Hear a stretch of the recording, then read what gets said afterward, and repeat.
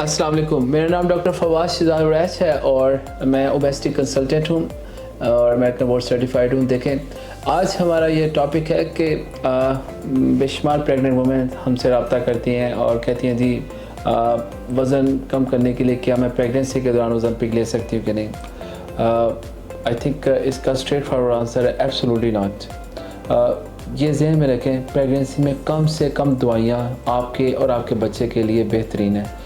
जितनी ज़रूरत है सिर्फ उतनी ही, बल्कि मैं यहाँ तक कहना ज़रूरी है, बाज़ दफ़ा कुछ दवाइयाँ ऐसी भी हैं जो आसानी से मिल जाती हैं, किसी से पूछने की ज़रूरत नहीं, उनकी भी कसरत आपको नुकसान दे सकती है।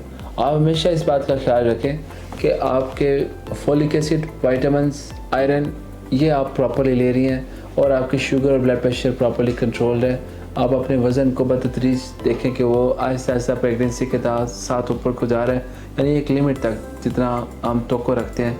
इसके अलावा ओलंपिक या किसी तरह की वेट लॉस के कोई भी हर्बल टी ऐसी, उनसे बराए मेहरबानी परहेज़ रखें।